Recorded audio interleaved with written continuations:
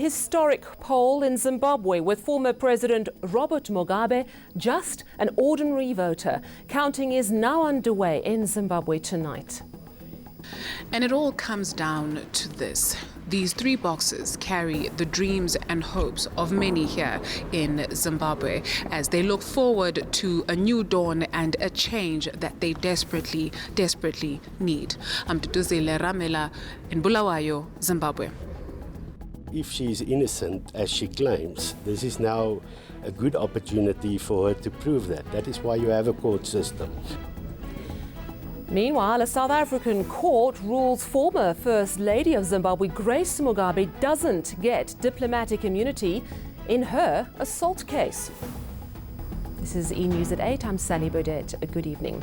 Well, we'll start in Zimbabwe after what has been a largely peaceful day, a historic vote for the first time in the country's democratic history without former President Robert Mugabe on the ballot paper. Polling stations closed about an hour ago and counting has begun. My colleague Duduzile Ramela is at one of the counting stations at the City Hall in central Bulawayo and joins us now. Good evening, Dudu. Thank you so much for joining us. Polls have closed. Any idea on voter turnout? Has it been particularly high this year, or is it too early to say? A very good evening to you, Sally. As you can see behind us, the doors have been closed. Just one door opening for officials to maybe just get wrapped up in terms of their last minute things that they need from outside of the hall. But the Zimbabwean Electoral Commission, very strict in terms of the movement coming in and out. I can tell you that we are not allowed inside of that hall. No media at all allowed inside of that hall. It's ZEC officials as well as some party agents who are keeping a keen eye to see that that counting is fair. Back to your question on the voter turnout, to sort of give you a picture nationally in the 2013 vote, which was highly contested in this country, that saw Robert Mugabe still remaining as the president. 59% of people who had registered to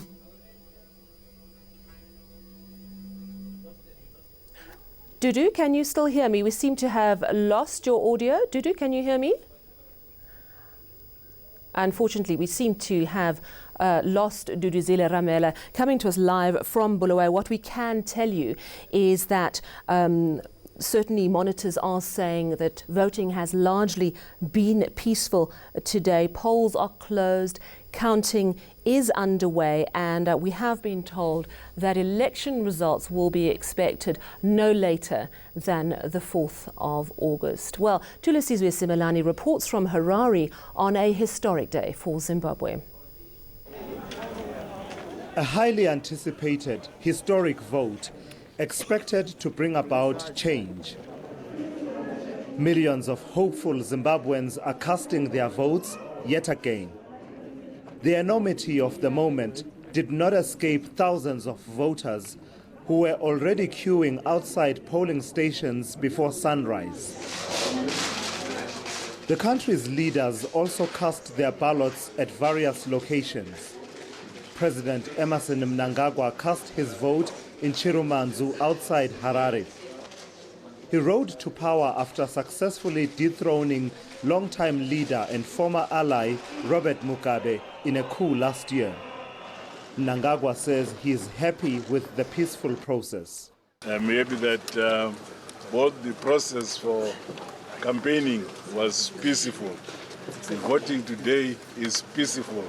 I have no doubt that the end process of the entire electoral process will remain peaceful. His biggest challenger, MDC leader Nelson Chamisa, voted at a primary school in Kuwadzana in Harare. Chamisa is confident that he will come out victorious. I've said that we have won this election. I'm only here to confirm that we are ready to lead, we are ready to govern, we are ready for a new Zimbabwe. The excitement, however, was in Highfield, Harare, where former President Mugabe voted. Accompanied by his wife, Grace, Mugabe took his time in the voting booth. More than 5 million Zimbabweans registered to vote at over 10,000 polling stations that opened today. People propelled to go and vote by their hopes, dreams and aspirations and fears about this country. And yet, somehow the spotlight, for a moment, falling once again on the man who has for the past 4 decades come to define Zimbabwean politics. Former President Robert Mugabe coming out here to vote in Highfield, now as a civilian, marking the end of an era, but is a new Zimbabwe, a better Zimbabwe, ready to be born. Thulasizwe Simelane, Harare, Zimbabwe. Well, we've managed to get Dudu Zilaramela back on the line from Bulawayo. Sorry we lost you for a moment. Dudu, just tell us a little bit more about the mood and the sense you're getting from the people. We know that previous polls, there's been a lot of fear, a lot of worries of intimidation. Do you have a sense from today, from the people you've spoken to, that people are eager for hope, that they're excited about the possibility of change? Oh dear, we do seem to be having problems with our line to Zimbabwe this evening. Well, let's stay with Zimbabwe, but move to South Africa. The country's former First Lady made headlines today as well. A South African court ruling she does not enjoy diplomatic immunity because of her husband. Now, last year, you may remember, Grace Mugabe was accused of assaulting a South African model in a Johannesburg hotel. She was granted diplomatic immunity for the alleged assault soon after, but that decision has today been overturned. So, will Grace Mugabe face the music in South Africa? Slindelo Masikani reports. The wife of Zimbabwe's former President Robert Mugabe was accused of assaulting South African model Gabriella Engels at a hotel where 2 of her sons were staying in August 2017. Engels sustained injuries and opened a case of assault with intent to cause grievous bodily harm. But a week later, South Africa granted Mugabe diplomatic immunity, saying criminal prosecution against Zimbabwe's then First Lady would have serious implications for relations between the two countries. But the South Gauteng High Court doesn't agree. It is declared that the decision of the Minister of 19 August 2017 in terms of Section 7.2 of the Diplomatic Immunities and Privileges Act 37 of 2001 to recognize Dr. Grace Mugabe's immunities and privileges as published in the Minister's Minute in the Government Gazette of 20 August 2017, number 41056, notice 850, hereinafter referred to as the decision, is inconsistent with the Constitution of the Republic of South Africa Act 108 of 1996. 2. The decision is reviewed and set aside. The Department of International Relations says it notes the judgment and will study it further before making any further comment. AfriForum says if the National Prosecuting Authority now decides not to prosecute Mugabe, they will apply to do a private prosecution. Hopefully she'll come here on her own free will, because if she's innocent, as she claims, this is now a good opportunity for her to prove that. That is why you have a court system. If you think you're not guilty, you need not fear. There's nothing you should fear. Engels and her family told ENCA they're still in disbelief that the court ruled in their favor, but they're also thrilled that the wheels of justice can finally start turning. Slindelo Masikani, Johannesburg. The past has come back to haunt apartheid-era police officer João Rodrigues. He's been charged today with the murder of activist Ahmed Timol, who died over 45 years ago. Rodrigues is the last known person to have seen Timol alive before his death in police custody in 1971. Michael Apple reports. It was a long wait and a laboured walk to the dock. Former apartheid security branch cop João Rodrigues finds himself facing charges of murder and defeating the ends of justice. The magistrate says Rodrigues has proved that the interests of justice permit his release on bail. Additionally, the state did not oppose his application. The applicant is 79 years old. He already knew from October 2017 that there's a possibility that he will be formally charged for the murder of Mr. Timol. He is not a young man. He handed himself over to the police after it came to his knowledge that a warrant of arrest was issued for him. Imtiaz Kaji, the nephew of Ahmed Timol, says it's a significant day for the family to finally see somebody in the dock 47 years after his uncle's murder. This is a significant milestone And as today we witness the formal arrest of Joao Rodriguez, our thoughts goes back to all the other families. The National Prosecuting Authority says it's confident justice, even 47 years later, will be served. We are willing to, go an extra mile to ensure that those who suffered atrocities during the apartheid era and those who allegedly perpetrated such atrocities faces the full might of the law. Rodriguez will next appear in the Johannesburg High Court on the 18th of September for a pre-trial conference. Michael Apple, Johannesburg. Well, we're nothing if not persistent. We're going to try that line to Bulawayo and Duduzile Ramela one more time. Dudu, can you hear me? Loud and clear, Sal, the joys of live television, but we do have you. As we were mentioning a little bit earlier on, the doors behind us are closed and counting is well underway. Of course, voting stations closing about an hour and 11 minutes ago, Sally. In 2013, we had 59% of people who had registered to vote turn up for that election, which was, of course, disputed because it saw Robert Mugabe remaining at the helm as president here. Now, as the race for the occupation of State House continues right now and is well underway, we do not have a clear picture in terms of the voter turnout nationally, as it is a little bit premature. We will get those details for you once those doors open in the early hours of the morning. The Zimbabwean Electoral Commission Commissioner, Mr. Dr. Qubekani Moyo, I beg your pardon, indicating to us that counting will take place and we'll only expect the first set of results to trickle in the early hours of this morning. What will happen, Sally? Let me just get out of shot and show you exactly what will happen. So the results will be posted outside of the polling station because we do know it was presidential, local, as well as parliamentary choices that we had today. So those results will be posted outside so that people do know who they voted for and whether they have won or not in this election. Dudu, you have spent the day speaking to ordinary Zimbabweans. A little earlier we heard from Nelson Chamisa saying people want change and he's pretty confident he's going to win. Obviously Zimbabweans have been very fearful in many previous polls, but were people open about their feelings, about whether they wanted change in a different party to lead them? That is such an interesting question, Sally. When we left Harare and speaking to people, they were very open to talk, and they would tell you exactly what they think and who they want. In Harare, mostly of the people that we spoke to saying that they want someone younger.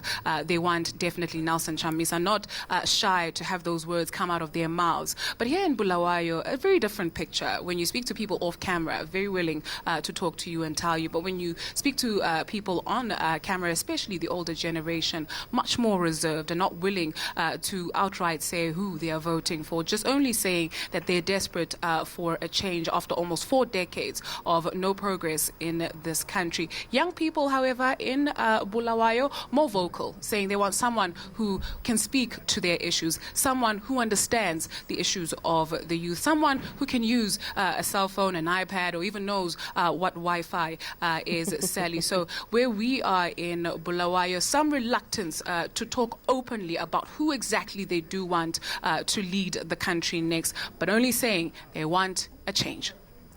Thank you so much. That's Duduzile Ramela coming to us live from Bulawayo. Counting is underway. And of course, remember, a president has to win 50% plus 1% of the votes. So suggestions there could be a very close call and a runoff, but we will bring you all the results as they start trickling in sometime from tomorrow. Still ahead on eNews, Gautrain commuters stranded today as workers go on strike and concerns over the possibility of load shedding this week with an Eskom wage deal still not concluded.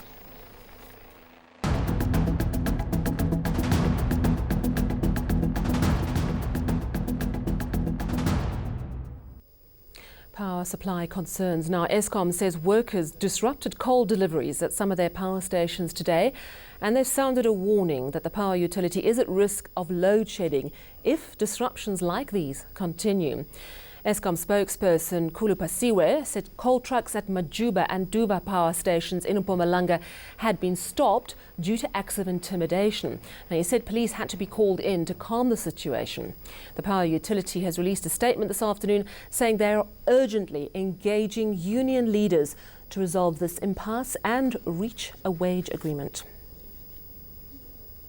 To another wage deadlock, Gautrain commuters were left stranded today after workers embarked on a protected strike. Workers want a 10% increase, the employer offering 8.5%. Our reporter Lindo Kuhle-Kulu has more. The United National Transport Union is on a protected strike. Gautrain workers have downed tools following a breakdown in wage negotiations, bonuses and other employee benefits. The offer on the table from the company is that they want the employees to self-fund their profit-sharing system, and that's not acceptable to them. And secondly is the 8.5% salary increment is across the board. It's on basic salary. It does not meet the demands of the employees. The employees work late at night till 11 o'clock. They work early morning. There's no public transport. They need to get to here either by Uber or by taxi or whatever transport they've got available. Commuters were turned away from many stations following the shutdown.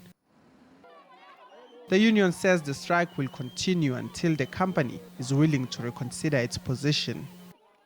We've said to management, yes, on Saturday when we deadlocked, we're available to continue negotiations in the interest of both parties and the commuters out there. So if they call us, we'll be back at the negotiating table. Pombela says it's offered an 8.5% increase, but workers want 10%.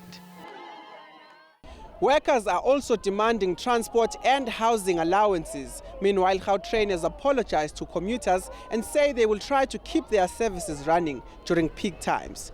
Lindo Kuhle-Kulu, Midrand.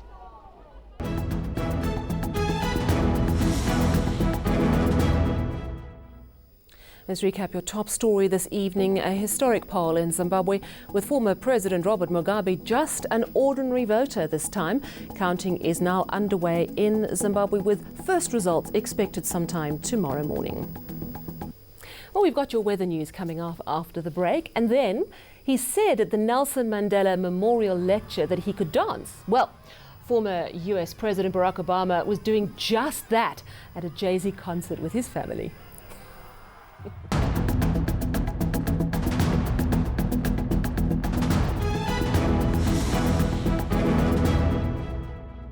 It was a clear and dry start to the work week over most of South Africa, and while it stays clear as we head into tomorrow for most of the country, in the far east some cloud is currently pushing in, and that extends all the way up the escarpment and low-felt areas of Limpopo, and along with that we could have some morning fog in places over that eastern high ground.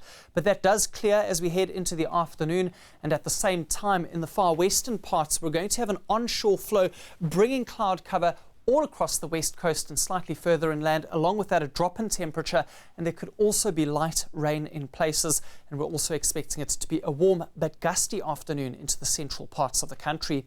That also includes Uppington and Kimberley, where we can expect temperatures to climb to 27 and 28 degrees respectively, while further westwards it's a much cooler day, 14 as a high for Springbok.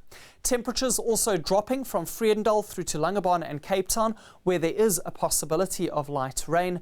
And in the Eastern Cape, we also see an increase in temperature for this province, 25 degrees for both Somerset East and Komani. Warm weather expected for most of KwaZulu-Natal, although it will be breezy along the coastline in the afternoon. And for Mpumalanga, a bit of morning fog possible over the eastern high ground, so do take care if you're driving through those areas at first. Similar for the eastern parts of Limpopo, but by afternoon it will be mostly sunny and warm all across the province. And it's also going to be a very warm afternoon across the northwest, but cold at first as those temperatures drop into the single digits. Frosty areas expected in the early morning for the Free State, but by afternoon it gets quite warm. And a warm day lies ahead once again for Gauteng, with mostly clear skies in the province. Johannesburg and Soweto get to a wonderful 24 degrees. Let's take a look further ahead to Wednesday, and we can see that it's going to be partly cloudy and dry over just about all of South Africa. But for Cape Town, there could be a bit of rain, and it is going to be another cold day. And by Thursday, the rain spreads to the southern and east coasts of the country, while it stays sunny and warm across the Highveld, and Johannesburg gets to a spectacular 26 degrees.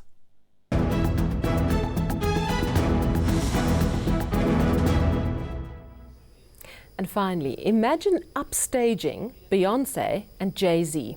Well, one couple has managed to do just that. Washington, D.C. concertgoers stopped watching Beyonce and Jay-Z perform when they realized former U.S. President Barack Obama and his wife Michelle were dancing behind them in a private box. The Obamas can be seen jamming to the concert while people below excitedly try to film them. Beyonce and Jay-Z are currently performing jointly on their international On the Run 2 tour. Well, I'm sure the couple didn't mind being upstaged by the two powerful political heavyweights.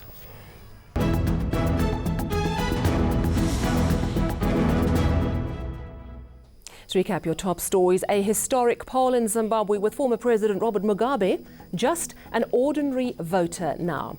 And this evening, counting has begun in Zimbabwe.